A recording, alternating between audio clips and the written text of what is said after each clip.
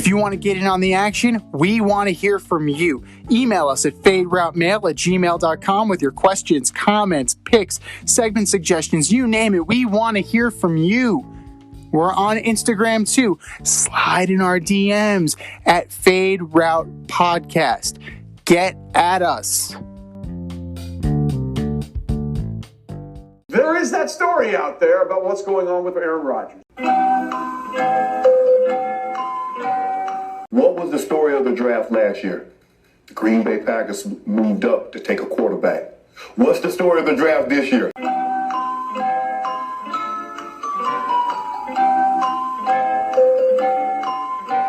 Aaron Rodgers is getting older, but the 37-year-old says his future in the NFL after this season is a, quote, beautiful mystery. Aaron Rodgers is not Jordan Love. Aaron Rodgers isn't anybody on the Green Bay Packers.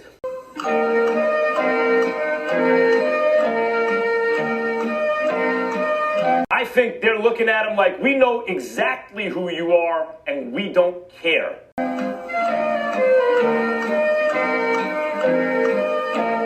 This is not an accident, Skip. Yeah. Oh, you want to show me up. This was the ultimate touche.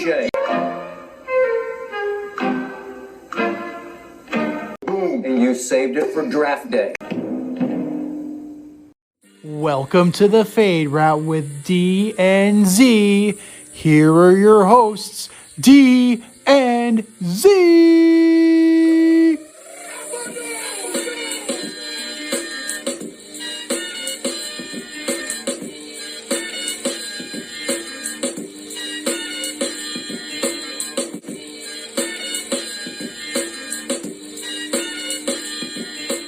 Welcome to a special Friday edition of the Fade Route. I am D, and with me as always is Z. We got a great show for you tonight. We're going to discuss the Lakers' chances of missing the playoffs. We're going to dabble on how Francisco Lindor is working out with the New York Mets. And we're going to check in on the Dodgers and see if they're as good as everyone thinks they are. But we're going to begin today's show recapping the NFL Draft. A week has gone by. Rookie minicamps are on the horizon. And I'm wondering which team is going to have buyer's remorse first. So let's begin with the 49ers. The 49ers traded the number 12 overall pick in the NFL Draft, a third-round pick in 2022, and first-round picks in 2022 and 2023 for Trey Lance from North Dakota State University, who played one season and one game last year? Talk to me, Z.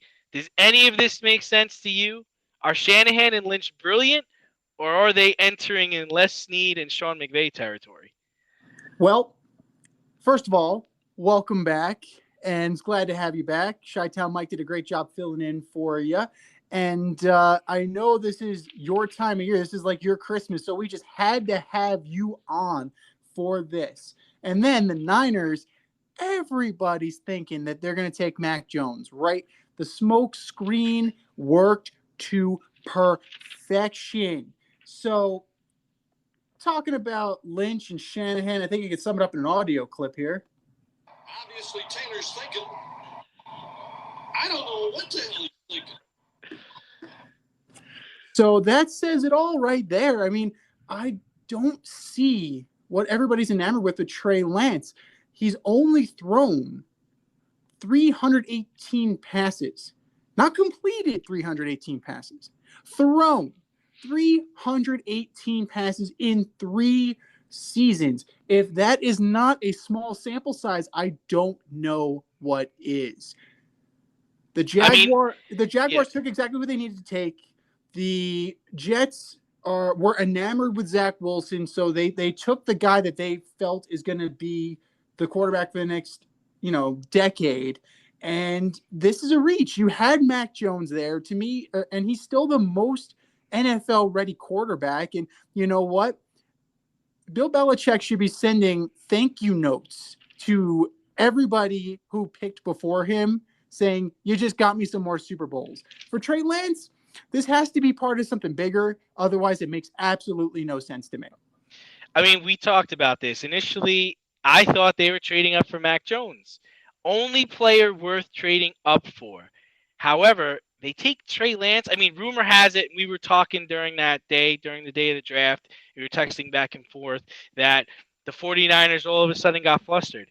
They had the 3rd overall pick, and on Tuesday and Wednesday, they started making calls, trying to deal the pick. Maybe it was a phantom call, or maybe they were like, gee, I don't know what we should do here. First call was to the Packers in an effort to get Rodgers. Last bit of hope was to Atlanta, trying to get Julio Jones, Matt Ryan, in the 4th overall pick. My best guess is that they really wanted Zach Wilson, and they tried to bait the Jets into picking Mac Jones, which I fell for, you fell for. And when that did not work, they panicked, and then they took Lance. The issue I have with Lance is I'm wondering, let's say this was their dream all along. Let's say they really wanted Trey Lance at number 3. Then the question becomes, who were they worried that was going to take them? Like, which team did they think was going to take Trey Lance? So you have Trevor Lawrence go to the Jaguars. Okay. You got Zach Wilson going to the Jets. All right. So now at 3, the Dolphins aren't taking Trey Lance. Nope.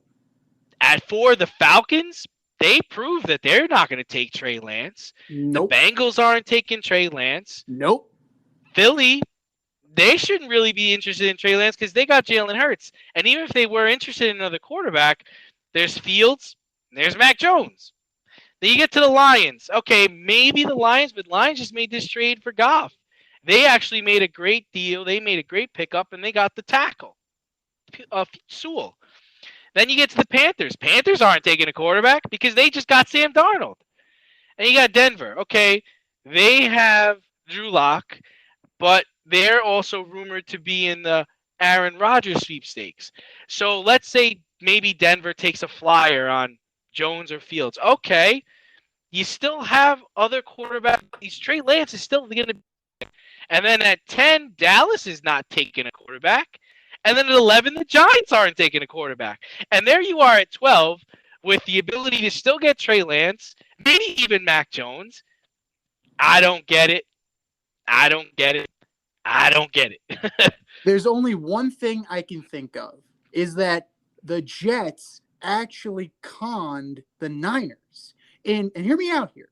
Joe Douglas did come out and say that they were considering trading that pick. Now, who is quarterback hungry and crazy enough to trade up to the number 2 pick to possibly take either Wilson or Lance? And I think we know what team it was, because they ultimately pulled the trigger at number 11 to get their guy, and that was the Chicago Bears. So the one thing I can think of is that the Niners were scared shitless that they weren't going to get their guy, which is why they moved up from 12, thinking that they were in a safe spot at 3, and then Joe Douglas okey dokes them, and then once Wilson is gone, shit, what's our plan B? Okay, so you're thinking that it was more or less they were worried about Chicago trading up to get their guy. Chicago, Denver. I mean, Denver is just as quarterback hungry. I mean, they just dealt with Teddy Bridgewater. But here's my question. Even if you're worried about someone trading up to get your guy, you still have Jimmy Garoppolo. You're still going to get the 3rd or 4th best quarterback in this draft. Like, Trey Lance is just not worth all these picks and all this capital. That's like them trading up to get Mark Sanchez. That's like them trading up to get Mitchell Trubisky. Like, that's what this is. Like, I wish Trey Lance all the luck in the world, and I'm not trying to downgrade the guy, but in my opinion, you didn't have to move up to 3 to get him. You could have moved up to maybe 4 or 5. And I'm curious what the Jets were offered, because if the 49ers offered all that to move to 3, if you're the Jets and they offered that for 2, why wouldn't you take that, right? Because now, like you said, they know Chicago or they know another team would still be interested to move around or to get up, and you could even get back up just like the Dolphins did. The Dolphins moved back in at 6. So even if you took all those draft picks and then got back in at 6, you would if the He would Jets still did be that, there. he'd still be there. He would He's still be still there. there. So whatever. Moving on, we can move on to Zach Wilson. Zach Wilson becomes the highest drafted BYU player ever, even higher than Steve Young, because as we all know, Steve Young, went to a different league, so he really didn't, get drafted in the NFL. But I gotta ask the question: is Zach Wilson the next Sam Darnold? Well, I don't see it. And here's why I don't see it, at least right now. When did they finally get Sam Darnold offensive line help? Last year. He was dead to friggin' rights for the past how many seasons? The thing that differentiates this pick from the Sam Darnold pick is that they traded back up and then they got the lineman from USC. They got him some help. You pair him with Becton from last year, they're already putting receivers around him with Corey Davis and Keelan Cole, and they're already setting him up way better for success than they ever set Sam Darnold up. And I didn't even talk about the head coach. Like, a chair could have been a better head coach than Adam Gase. An inanimate fucking object could have been done a better job than Adam Gase, who apparently you sent me this video of him trashing his kid. Like, this is the scumbag that you want running your team? So it's by default that he's going to do better. Now, it's up to him at the end of the day. I mean, who are the two prolific quarterbacks? You have Steve Young, you have Jim McMahon, Right. and you have Ty Detmer. Who's he going to be? Is he going to be McMahon and Young, or is he going to be Ty and Coy Detmer? I don't know. The kid's going to have to prove it. But with the additions they've made so far, you can't help but think they're going to do more for him than they ever did for Sam Darnold because he wasn't their guy. Well, my thing is that I do think the Jets did a good job in the draft with getting him protection and getting him talent. However, the problem is they don't have a coach there that can develop a quarterback and teach him how to play quarterback in the NFL and how to be a leader with all this talent around him. I actually think Zach Wilson is going to be the next Mitchell Trubisky. And that's not a bad – and wait, it's not a bad thing. It's not a bad thing. Hear me out. Okay. Mitchell Trubisky has a 29-21 record. He's 64% completion percentage. He's got 64 touchdowns, 37 interceptions in 4 seasons. But too many people think Zach Wilson is the next Mahomes, and that's just not it. I think what people are forgetting about Mahomes is first of all, he went to Texas Tech. Mm-hmm. His father is a professional baseball player. Like, he's got an arm. He's been around athletes his whole life. Like, he's been in that system. He's been in that mindset.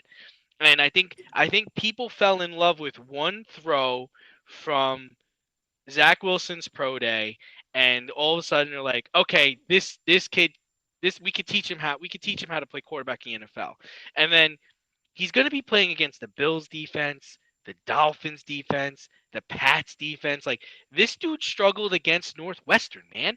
Like, I mean, the Jets are – I mean, listen, like I said, they surrounded him with talent, but I think in the long run, Sam Darnold has better upside with the Panthers, and that's why the Panthers signed him to his 5th-year option. So you're saying you don't trust Matt LaFleur's brother? No, I don't trust Matt LaFleur's brother to make a ham sandwich. Like, I think I'd have a different outlook on this if it was Mac Jones, because Mac Jones played at Alabama all those years. He played for Nick Saban. Like, he could come in there and you can find, like, he kind of reminds me a little bit of a Chad Pennington, and not just because he wears number 10. It's his style of play. I feel like he's cerebral, and he could deliver the football accurately where he has to. He's proven that he can back up Hurts, and he can back up Tagovailoa and still, be a part of a team and be competent. And I don't know what Zach Wilson is. And the other part about it is he's going to be forced to start right away. Like there's no help for him. At least in the other situations, like for Trey Lance, Garoppolo's there. I don't think Trey Lance is going to be ready. Garoppolo's going to play. In the Justin Fields situation, he's got Dalton, and Foles. and Foles. Yeah. So and then even with Mac Jones is Newton. So these guys are going to have a chance to kind of learn. You're going to throw this kid against the Bills defense probably week 1 or week 2, and I don't think he's going to be ready for it.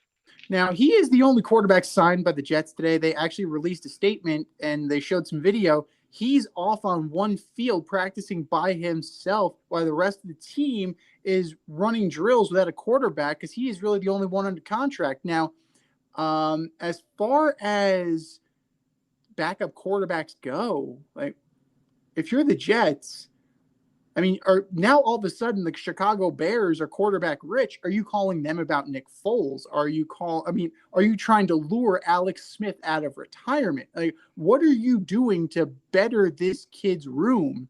I mean, are you calling Josh McCown again? I mean, this kid needs somebody who's got the head, who's got the experience, somebody who's going to push him to be better. And that's the one thing I find, and correct me if I'm wrong, they didn't do this with Sanchez. They didn't do this with Geno Smith. They didn't do this with Sam Darnold. They never brought anybody into that room who would challenge them. And I think that's, to draw a parallel, it's what made Russell Wilson better, is that like he had Matt Flynn there and he had to raise his game to beat Matt Flynn out and take his job. So I think that's something that has been lacking from the Jets for a very long time and something that they should really consider. Yeah, you actually bring up a good point because the Seahawks actually signed Flynn to a lucrative deal before Wilson even got there. And I really think the issue for him is he going to be able to step to the line of scrimmage and make all the calls? Mm-hmm. Like, is he going to be able to know what he's looking at? He's never seen a professional defense before in his life. Like, I think they missed on a guy, right? Because I think AJ McCarron would have been a good signing. I don't know how many other guys are out there. I don't know if Schaub's available. He might have retired. I think Schaub retired. Schaub might have been a good Barkley. If Barkley's not still with Buffalo, Matt Barkley, he knows football. Matt Moore, I don't know if he's still with Kansas City, but if Matt Moore is available, man, go get Matt Moore. That would have been great. Another good one before he signed with Arizona, Colt McCoy. I mean, he's proven he can play. Yeah. Blaine Gabbert sucks, so I wouldn't.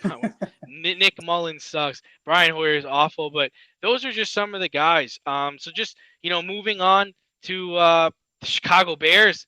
I mean, will Justin Fields get a second contract with the Bears, or do you see this fizzling out pretty early?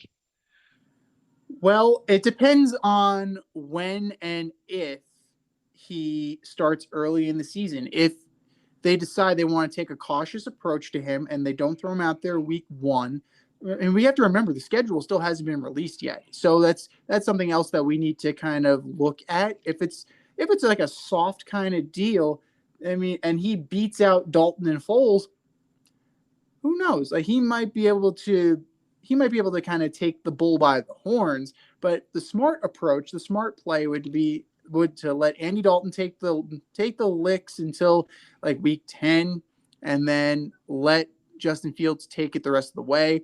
As far as performance goes, I mean, he could earn it, but he's definitely going to be dependent upon the results of the skill position players and if he's able to stay upright behind that offensive line.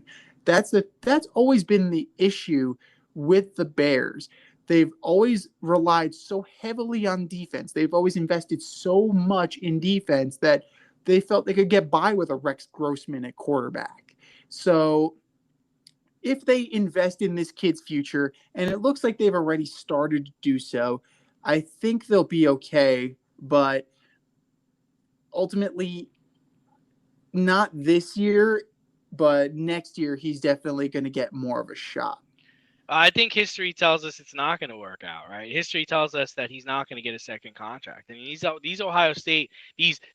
Ohio State University does not produce quarterbacks. They produce linebackers, corners, kickers, running backs, O linemen, D linemen, and wide receivers, but not quarterbacks. In the history of the Ohio State program, what do we get? Troy Smith, Mike Tomczak, Kent Graham, Terrell Pryor, Cardell Jones, Ryan Leaf, Dwayne Haskins, Braxton Miller.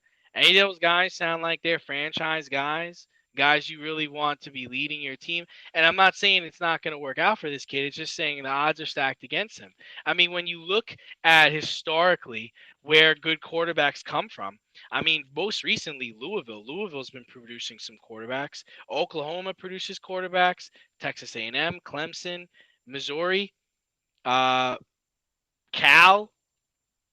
Yeah, these are where quarterbacks are coming from these days. NC State used to be a good place for quarterbacks, but that hasn't been true recently. I mean, if you're Chicago, I think this was a desperate play by Pace and Nagy, and they could both be out by week 4. Well, that's the thing. They definitely are taking this. They wouldn't have been able to make this trade if the owner did not sign off on this, because they're both lame ducks. So clearly the owner has given them a little bit of leeway, a little bit of rope to try and make something happen. And if they get rid of both Nagy and Pace at the end of the year, you're already setting him up for failure, because he's going into his second season, his second coach, presumably his second offensive coordinator, his second system, and that becomes a self-fulfilling prophecy of mediocrity. Just ask Sam Darnold about that. So, the one thing that they should, and let's be real here. I mean, Matt Nagy does some confounding shit as a coach, but he's still got a winning record. Yeah, and he was able to win games with Mitch Trubisky, which we talked about. He's not great, but I mean, he just shouldn't have been drafted number 3 overall. I mean, that's the whole problem with Mitch. If Mitch was drafted in the middle of the first round or in the second round, I don't think he would be getting as much backlash as he did. But I mean, they traded a king's fortune for this kid, and he just, he hasn't played to the standard of a number 3 pick. Are you in need of air care maintenance or service? I have the company for you. Air Care Technicians. They service the Westchester and Northern Bronx area and can help you with all your heating and cooling maintenance and service needs. Just give them a call at 914-315-1547. Again, that's 914-315-1547. Or shoot them an email at aircaretechnicians@gmail.com. These guys are the real deal, as they are veteran-owned, licensed, and insured. Make sure to tell them that D&Z sent you. But, moving along, let's get into some NBA news. There's been a lot of displeasure with this play-in game. You got people like LeBron and Doncic coming out and kind of talking against it. They're not big fans of it. And with all that being said, we're starting to wonder if the Lakers and LeBron are going to miss the playoffs. You got Anthony Davis coming back from an injury. He's been hurt. LeBron tried to come back, rushed it back. He's been out the last 2 days. So what do you think about the play-in game, and what do you think about the Lakers' chances of missing the playoffs? Well, they're definitely not going to miss the playoffs. So, I mean, they would have to completely bottom out, and I think they're going to be okay. So they're definitely going to be in at least the catbird seat of the 8th seed. So they may not avoid the play-in tournament, but I like the concept of it. I mean, it gives more teams, an incentive to play hard. So it's one of those things. But, one of the injuries that you're kind of burying the lead on here, yes, Anthony Davis is out. Yes, LeBron James was out. They're starting to work their way back in. Dennis Schroeder's out. Your facilitator, your primary facilitator is out. And how are you going to make up for that, especially with an ailing LeBron, who would usually take the reins in this kind of scenario? Like, oh, my point guard's out. Oh, fuck, I'll take it. I'll be a point forward. I don't care. He's as close to Magic Johnson as you're going to get in this generation anyway. But you couple that injury with the Schroeder injury, and to me, like they're out in the tournament. They're out in the play-in tournament. If you look at these statistics, they don't score enough. They defend pretty well. Their rebounding is average at best, and they don't really distribute the ball very well. They're 16th in the league in assists per game. So that's not a great recipe for disaster, especially in a tournament where it's like one game. Yeah, I think the main reason why Doncic and LeBron have a problem with this playing game is because there's a chance they're going to have to play the Warriors. And you don't want to play Steph Curry and the Warriors in a one-game take-all. Like, LeBron's been part of that before. He knows what that's about. And Doncic knows what that's about, too. I don't really like I don't really like the one-game playoff. Basketball and baseball, they're about playing a series.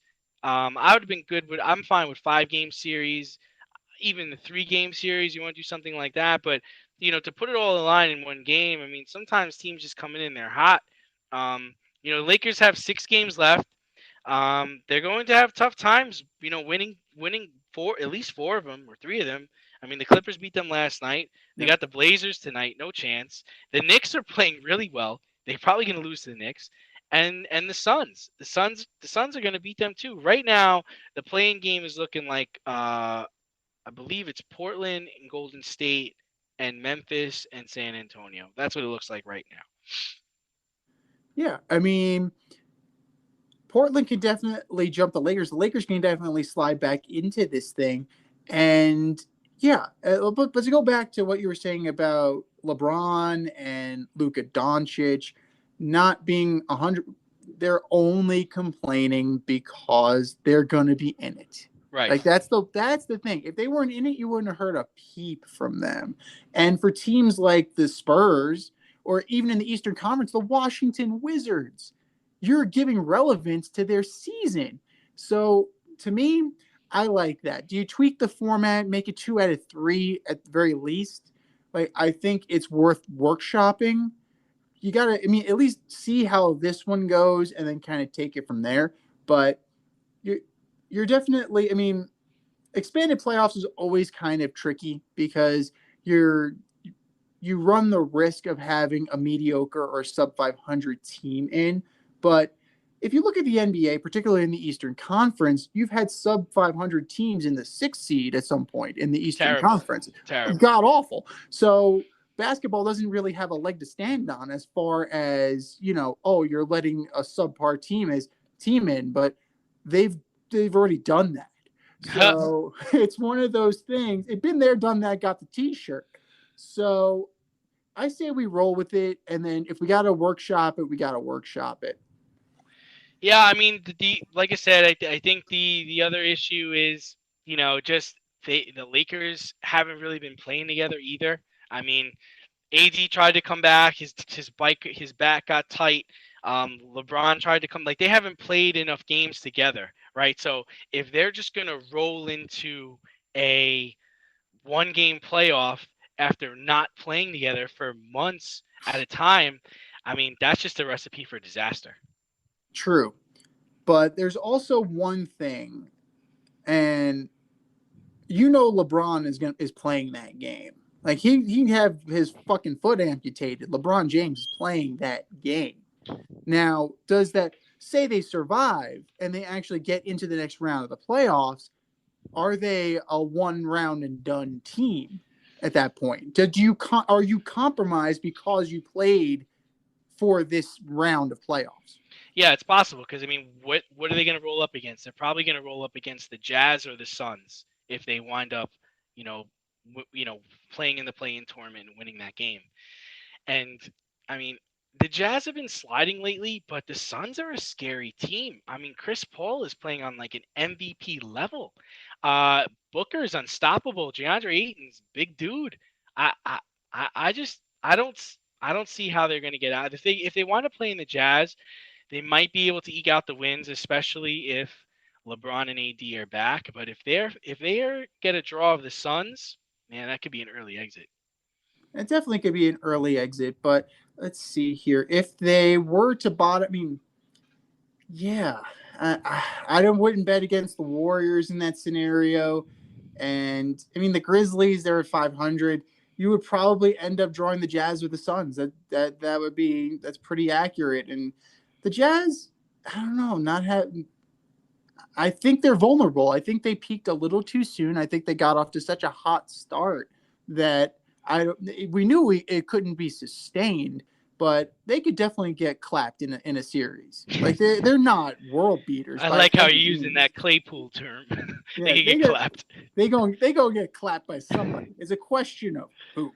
So I don't know. The Suns are definitely a real deal. The Clippers are a little sneaky. If the Lakers somehow here's the kicker. If the Lakers somehow hold on and they're out of the play-in, they draw the Clippers in the first round. I want that. I want that. If I'm the Clippers, I actually want that. Especially if this dog is wounded, if the Lakers are wounded, I want that series.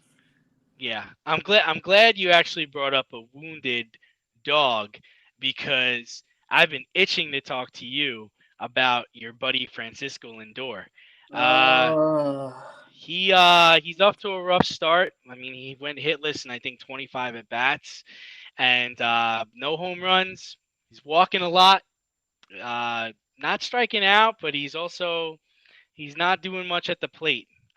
So is this a cause for concern, or do you look at this and say, well, it's a long-term contract, he'll figure it out? Obviously, the knee-jerk reaction after 92 at-bats and only 15 hits is to be concerned. Like, that's just natural.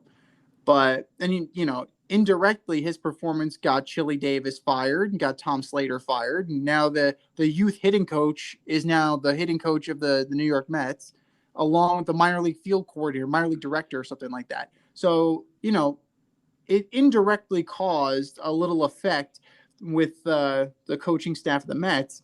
163 batting average, 297 on base, 207 slugging. These numbers are not good. He's not even stealing bases. He's not even. Well, you got to get on base to steal. He's not even stealing any bases. I mean, I'll cede most of my time to you. You're the Met fan, and this is your guy, and you were behind this all the time. But I got to tell you, he was on my fantasy team. He got traded last week. Like, he's gone. Like, I'm done. I'm not waiting for this to correct itself. I'm good. I got Michael Brantley and Matt Barnes, and I'm good. There you go. Now, you do have a little bit of, I'm not going to say excuses. You do have valid reasons for why he isn't performing. He's gone to a new league, new division, and he's playing primarily division rivals. So it's not like he's seen these pitchers before. Look at you sticking up for this guy. Come on. Hang on. Now, familiarity is important. Absolutely. Especially if you play a team 19 times a year. You get to beat up on the Royals. You get to beat up on the Tigers. You get to beat up on the White Sox, who haven't been good until this year. So wait, you're trying to say Manny Machado was fine because he played one season with the Dodgers and then he went to the Padres and he was like, oh well, I've seen this pitching before. I've seen all these guys. I'm good. I could bat 235 and hit 30 bombs. I'm all right. I think that it definitely helped to have a period of adjustment, especially going from the National League, the National League West, from one team to the other. You weren't going immediately from the American League East to the National League West. There is a little bit of familiarity that you need to learn. He's still learning the ballpark. They're still trying to find a place for him in the batting order. He's hit leadoff. He's hit third. He's hit second. I think he's hit seventh at one point in this year. So they need some stability with him. And a lot of that falls on Luis Rojas. So you can't constantly shift around like we were talking about earlier with the offensive coordinator and the offensive system. And you can't just keep jerking guys around and expecting them to perform. So give him a little bit of consistency. Harold Reynolds, of all people, found a mechanical flaw in his approach at the plate. So if he's able to correct some mechanical issues, I think he'll be fine. Is he going to be the all-star that he was? He might be too far gone for this season, but it's one of many. You still have some time. I'm not going to say after 6 bad weeks that it's a bust and that they're going to regret making that trade. So it's way too early. It's earlier. Okay, so what point do you get concerned? Like if he finishes this season with only 2 or 3 home runs, a handful of stolen bases, and a 212 batting average, are you like, all right, it was a bad year. He'll return to form next year, or in August, are you like, yo, what did we do here? No, you got to chalk it up to a bad year. Like, it's Okay. you All can't right. you can't just you can't just go at it with your hair on fire. All Like, right. let's do something comparable. Edwin Diaz. He was fucking brutal, and he's still fucking brutal. He's So still there. exactly, and you can't tell me otherwise. I've seen it in high leverage situations. This guy fucking melts down. Your closer cannot fucking melt down. It just shouldn't be able to do that. I have more faith in this guy that he will perform to the back of his baseball card rather than Edwin Diaz with one good year, and then they dumped Kelnick and Dunn, two of their highest prospects, for this guy. So why? Because they were getting a Brody Van Wagenen client. I don't think you're gonna ever see Cleveland numbers, and I'm not. It's not because it's too early.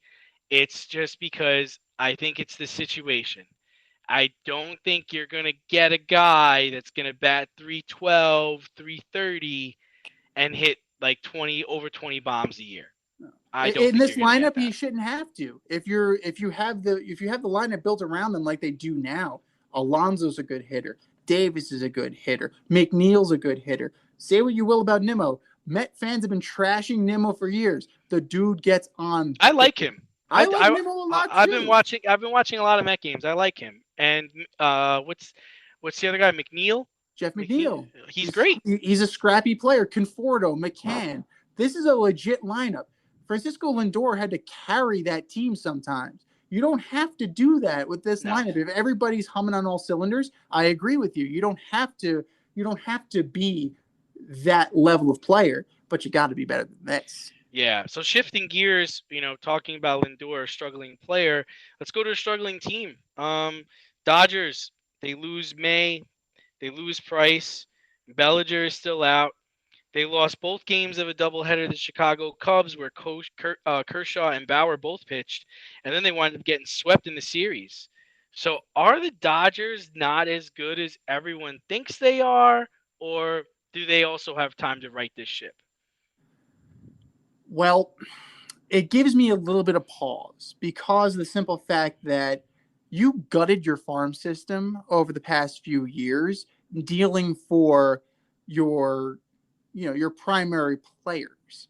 So sure, you probably like Alex Verdugo right now over Cody Bellinger with a fractured leg. Who knows when Cody Bellinger's coming back? Dustin May's out for the year. You certainly can use some of the pitching help that you traded off. Kenta Maeda comes to mind. Your prospects, your top prospects, you have two that are semi close to ready. And Keibert Ruiz is a catcher. Now you have Smith and you have Barnes. Do you really need a catcher? Probably not. Then you have Josiah Gray, who is hovering at the AAA level. Now, do you bring him in as a bullpen spark, or is he actually going to be able in your rotation? I don't know. Everybody else is AA and below. So you definitely have gutted your own team for the sake of your success. So this year might end up being a wash because Tommy John for May. Who knows when Cody Bellinger's coming back again? Again, leg fractures, and he's still got to get back into baseball shape. That gives me a little bit of pause. David Price, I think, is the only one who's going to come back, and I would immediately slot him into the bullpen. So they have some time to at least get him back. It's not looking good. I mean, baseball is a long season, so I think they'll be able to right the ship. But if they were to lose Bauer, Buehler, or Kershaw, then I think they would be in some trouble, or there would be some cause for concern. They shouldn't have a tough time making the playoffs, but they do need Bellinger to come back soon. I mean, his absence, you could see the ripple effect throughout that lineup. Absolutely. He's one of the linchpins, and it definitely lengthens your lineup, which makes things a lot better. Another guy that they could probably use right now is Kike Hernandez. Like Kike Hernandez was such a versatile piece to this team that, he was an offensive performer. He wasn't just somebody who they could plug in whenever they want. He regularly performed for them, and they definitely are missing those numbers and that versatility. They might have to make a couple moves because right now Justin Turner is offensively carrying this team. So which is shocking, right? I mean, he was a late ad. I mean, there was even talk that they might not even re-sign him. So good for Justin Turner. He definitely is proving his worth, especially after the scandal at the end of the year last year. But I mean, he's good. He's good. I think he's a little bit of a defensive liability at this time, but no, I mean he's definitely a good player. There's no doubt about that. I'm looking at Mookie Betts. He's got to pick it up. Corey Seager's got to pick it up. Muncy is okay right now. Like AJ Pollock, he's all right. Like I just see a lot of all right. You can't be getting swept by the Cubs. I mean, that just can't happen. That's I don't know if that's acceptable at all. Well, with your alleged two best pitchers, like that's the other thing, Yeah. Well, it remains to be seen if Clayton Kershaw is actually one of the two best pitchers on that team. I would go Buehler and Bauer over Kershaw. I mean, Kershaw, I don't even think he got out of the first inning. I think he gave up like 4 runs. And they're like, all right, let's try something else. We've seen enough. I've seen enough.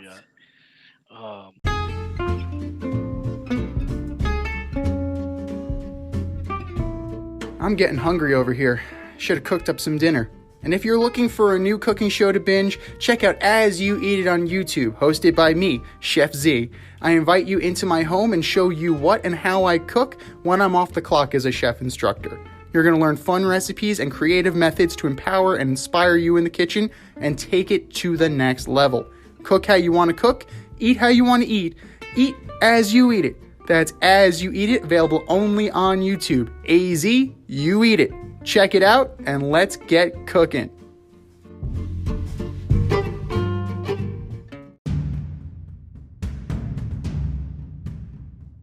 More or less? All right. So time for one of our favorite segments. We're going to do more likely, less likely. I'll read a statement and we'll either say if it's more likely to happen or less likely to happen. So we're going to go to football. We were talking about this earlier.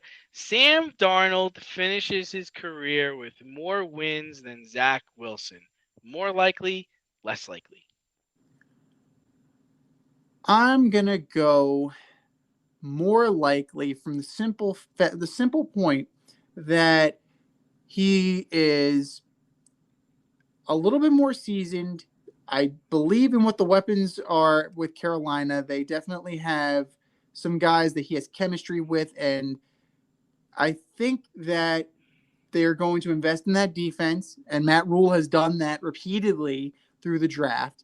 And as long as Christian McCaffrey stays healthy, that's going to definitely put some more wins in his win column. Now, after next year, is he going to be on the Carolina Panthers? I don't know. So we'll see. They only picked up his 5th-year option, so it's not like they extended him for a long term. Now, if they may turn around and move him someplace else, or he may decide to go someplace else in free agency, that also benefits him a little bit. Zach Wilson, we've seen it how many times with Jet history. The odds are not in his favor just because of history. From Sanchez to Smith to Darnold himself to Kellen Clemens to Chad Pennington. Like, it's just, you have some decent, mediocre, and a lot of suck. And that's the history of the New York Jets at the quarterback position, excluding Vinny Testaverde and Joe Namath. Yeah, I mean, for me, this is 100% more likely. I see Sam Darnold having a good career with the Panthers. Joe Brady is going to coach him up McCaffrey coming back, DJ Moore, Robbie Anderson. He's got a young defensive talent. The future is bright for Sam Darnold. As far as Zach Wilson's concerned, I think he's going to struggle at least definitely the first year, and maybe even more. There were some nice linemen that they started drafting, and they put some skilled positions around him, but I don't think there's anybody there to develop him as a quarterback. Okay, moving on. More likely, less likely. Trey Lance starts 6 games for the 49ers next season. This is a tough one. I'm going to be honest with you. If he starts more than 6 games, then that means one of two things. Either they suck that bad that they benched Jimmy Garoppolo, or Jimmy Garoppolo got hurt again. And it is within the realm of possibility that both could happen. So I'm going to go more likely. I think that he is definitely going to get his burn. Now, whether or not it's because because they want to see it or because they're forced to see it, that's a different question. That's a different thing altogether. But he's definitely going to get his time because who's the alternative? Nate Sudfeld. And we've seen Mr. Sudfeld last year in the Eagles-Washington football team game. And screw you, Nate Sudfeld. So more likely that it's going to happen. Yeah, I'm going to surprise you with this. I'm actually going to say less likely. I know Jimmy G has, he's an injury history. He doesn't really play many games, but when he does play, he wins. So I'm going to say that Jimmy G stays healthy this season and he gets his team to the playoffs. I think the 49ers are going to learn early on that Trey Lance cannot play at the pro level yet, and they could find themselves in a Jordan Love situation more earlier rather than later. It's fair. Okay, moving on. We have more likely, less likely. Justin Fields starts before week 6. I'm going less likely just for the simple fact that you have Nick Foles and you have Andy Dalton ahead of him right now. Now, whether they trade from a position of strength, which is crazy to me that now all of a sudden it is a position of strength, you can deal off a Dalton or you can deal off a Foles to a team like, say, the New York Jets that needs a backup quarterback or somebody to show their guy the ropes, a la what the Jets did when they traded Teddy Bridgewater to the New Orleans Saints, and then ultimately the Carolina Panthers flipped Teddy Bridgewater to the Broncos to mentor Drew Lock. So I can definitely see a scenario when that happens and he moves up to QB2. But I just don't see him starting before week 6, mostly because I think the Bears are probably going to get off to a good start. They're not going to start last year too. And they didn't need to worry about it last year, especially now that you have the rookie veteran dynamic again rather than the Trubisky veteran dynamic. It changes things a lot. So I am going less likely. What a story that would be if if the Jets trade for Nick Foles. Could you imagine the New York papers attacking the Jets organization if they go and trade for a backup quarterback? Oh my goodness. And it could happen. It could 100% happen. But where did Joe Douglas come from? Philly. Where did Nick Foles play? Philly. Where did Nick Foles win his Super Bowl? Philly. I'm just connecting the dots here, brother. One trick Nick might be on his way to the Jets. No, it's a fair thing to say, and everyone would think the sky is falling if before this kid even takes a snap, they're getting a backup in there. But I mean, before I give my response on this, I mean, just to go off topic a little bit, go back to the Jets. I mean, you really are putting your eggs in this basket. I mean, imagine you showing up to rookie minicamp and this kid is struggling and you got to just kind of I don't know what you would do. Like in all the other situations, if Mac Jones or Trey Lance or any of the other guys show up week 1 and week 2 and they can't hit that 15-yard out, or they're not reading the defense right, you're like, all right, no problem. We were expecting this. And that's why we got Dalton. That's why we got Newton. Why Wow. the Dolphins had Fitzy last year. That's why we got Garoppolo. He's our guy. We're all right. If you're the Jets, I just picture the scouts sitting in that room and be like, oh, he really did miss that guy.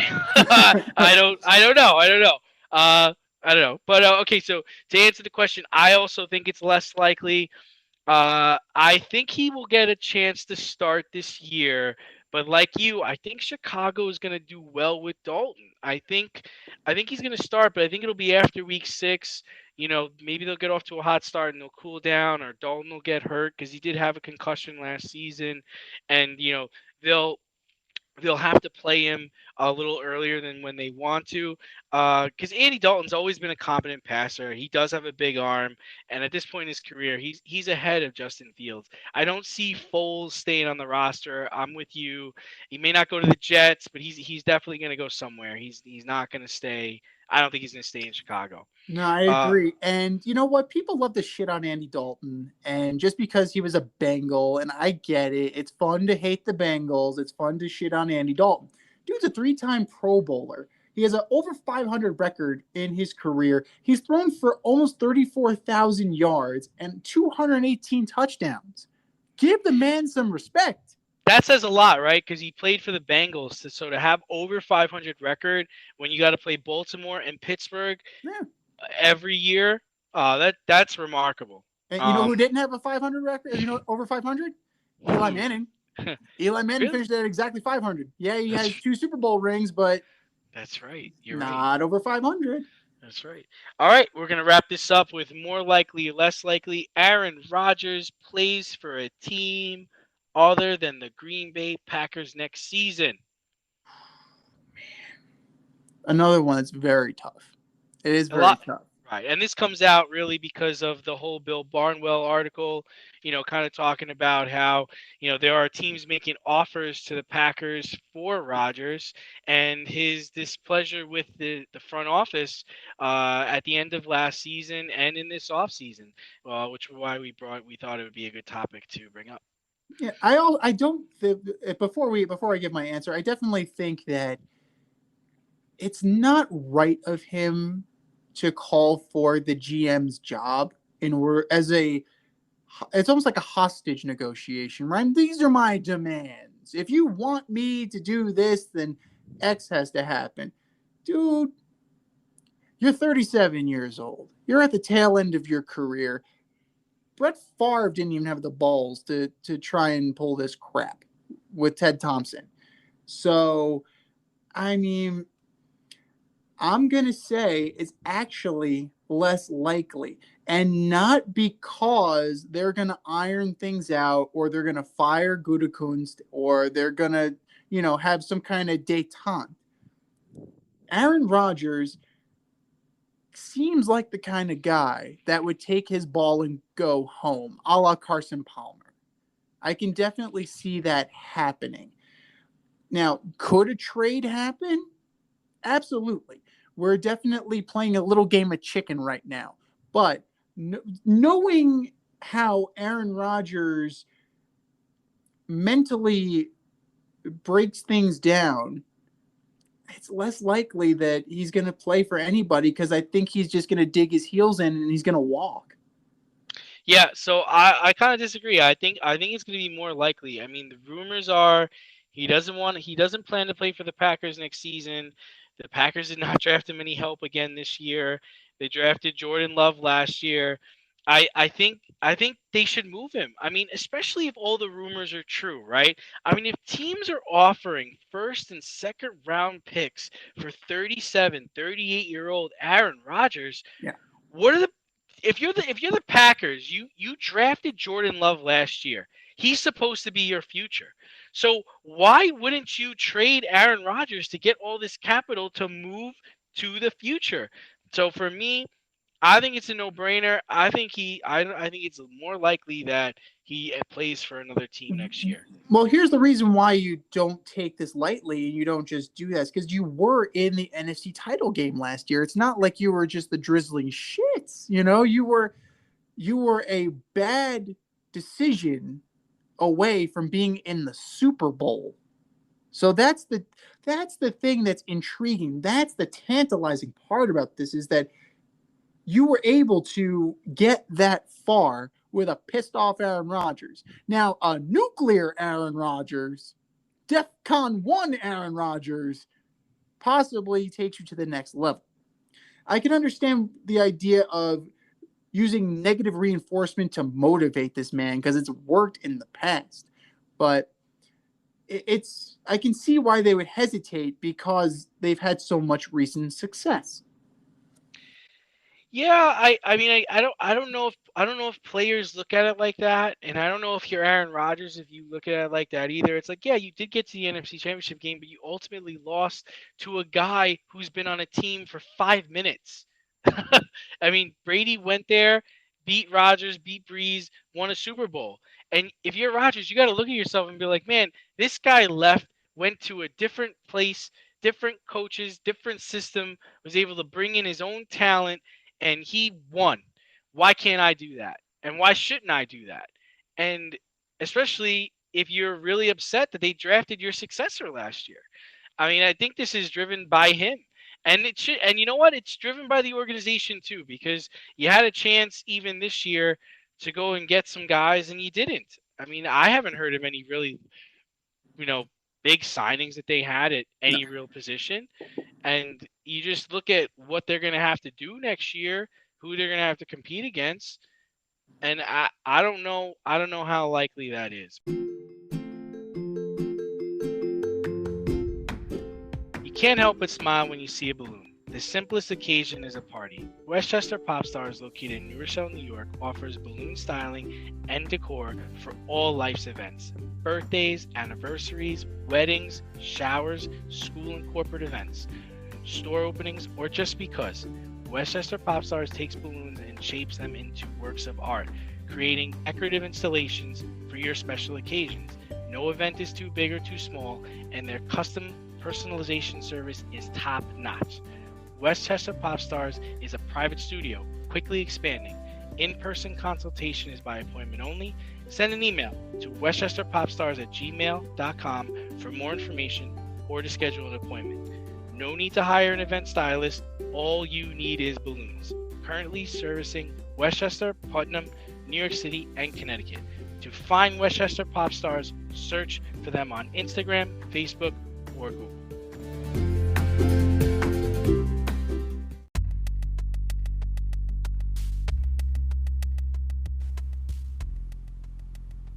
Order up! But that kind of leads us into our next section. We're doing order up. We're doing the top 5 landing spots for Aaron Rodgers if he was to leave the Green Bay Packers. So I'm gonna start with you. Give me your list, 5 all the way to number 1. Now, there's probably going to be a couple of teams on this list that will surprise you, because these were either playoff teams or on the cusp of being in the playoffs. So it's one of those things that when a player of Aaron Rodgers' caliber becomes available, you do what you got to do to take that next step to the next level. So I can definitely see some of these things happening. Is it pie in the sky? Probably. But I like the Washington football team at number 5. You have Ryan Fitzpatrick. Strong, very strong. It's a stout team. It's ready to go. Terry McLaurin, Antonio Gibson. You put Aaron Rodgers back there, and I think you have something there. It's such a Dan Snyder move too, right? I think so. And the only other thing I think he might want is for them to call him the Washington Aarons. Like, that's probably going to be the kicker in on that deal. Number 4, I think New Orleans Saints have to be in on this as well. I mean, Breeze is gone. I don't trust Hill. I don't trust Jameis Winston. You have Thomas. You have Kamara. You have so many weapons that it would. The only thing that would give me pause is the financial situation. But if you could somehow find a way to make that work, it would be a great get. It would be a coup. It would be you would go from Drew Brees to Aaron Rodgers. Consider if you almost went from Drew Brees to Tom fucking Brady. So, number 3, the New York Football Giants. Now, Daniel Jones, Wheelie has shown flashes, but you get the opportunity to bring in a guy like Aaron Rodgers. You're going to bring in a guy like Aaron Rodgers, and if you got to send Wheelie packing to Green Bay, then I'm sorry, buddy, I'm going to pack your bags for you. So you put him in this offense with Kyle Rudolph and Kenny Golladay and Sterling Shepard and Evan Ingram and hopefully a healthy Saquon Barkley and this kid Tony. That is dangerous, man. And the Giants have a much improved defense. I think that's great. That would be a hell of a get for them. Number 2, the Indianapolis Colts. The Indianapolis Colts were a ready-made team last year. They brought in Phillip Rivers. Phillip Rivers did okay. He's not as good as Aaron Rodgers. And you know as well as I do, I don't believe in Carson Wentz. I'm going to say it till I'm blue in the face. I've said it till I'm blue in the face. I don't trust this guy. And hey, that's my fantasy quarterback next year.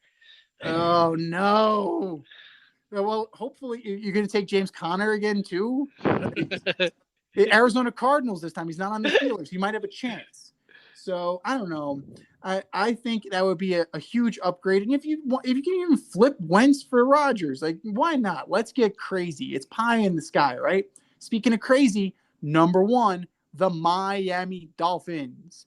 That team was ready to go. You add in Aaron Rodgers over Tua Tagovailoa, and I think you're onto something there. That division, it's a 2-horse race as is right now with the Bills.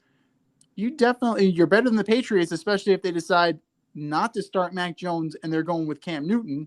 You're already in second place with Aaron Rodgers. So that definitely makes them a much better team. I love the Jalen Waddle pick. So that's my 5-1. Who you got? Yeah, I mean, let's be real. This is Aaron Rodgers. At least 20 of the 32 teams should be getting in on this. So the 5 that I picked are, to me, the 5 that makes sense. If I was the GM of any of these teams, I would be all in on this. And the first one I have is the Denver Broncos. They have the players, they have the draft picks, and they have the defense. It's basically going to be a Peyton Manning. We're going to find out if Aaron Rodgers is really as good as Peyton Manning was, because he's going to basically just walk into the same situation. We got everything here for you. Just come and win us the damn championship. So that makes Teddy Bridgewater Brock Osweiler. Yeah, right. Hopefully he doesn't lose his helmet. And just to copy off of what Bill Barnwell was kind of pitching was Packers could get Patrick Surtain II, Tim Patrick, Drew Lock, 2022 first round pick, and a 2023 first round pick. Broncos get Rodgers, and they get the cornerback that the Packers drafted, Stokes. I think it's very fair.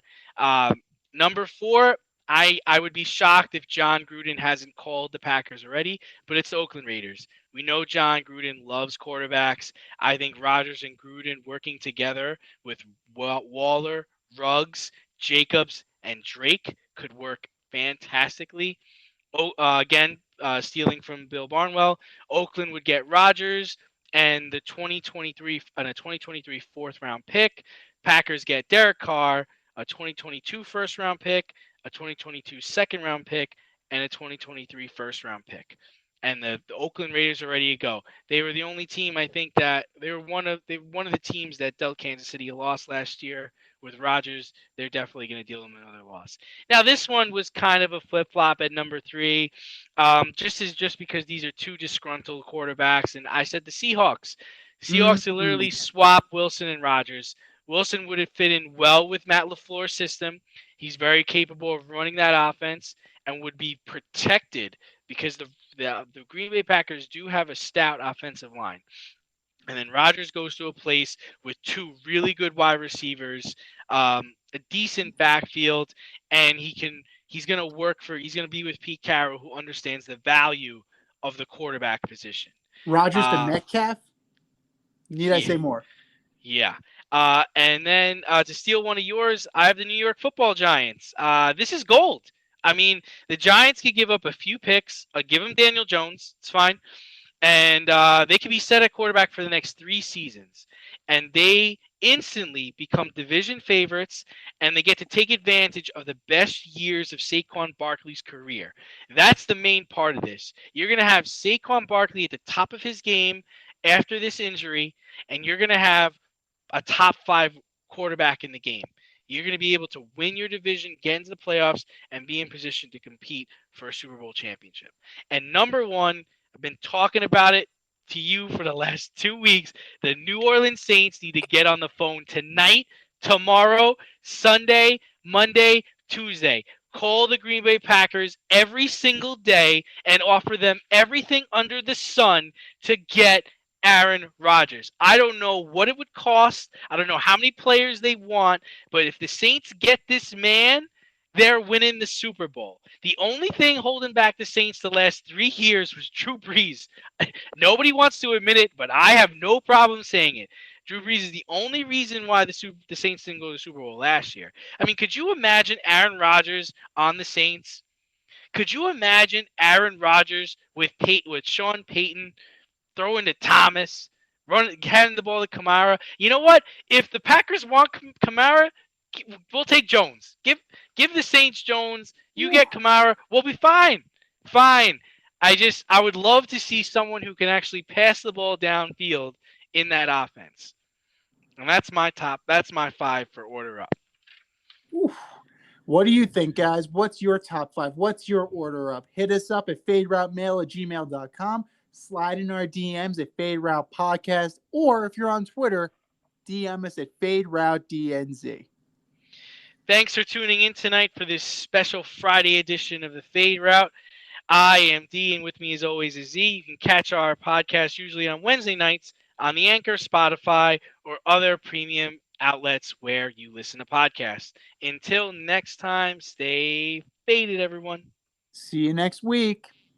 Thanks for listening to this episode of our podcast. If you like what you heard and want to hear more, be sure to like and subscribe on your favorite podcast platform. Rate us 5 stars, leave us a review, turn on subscription notifications, and tell your friends. Spread the word, spread it wide.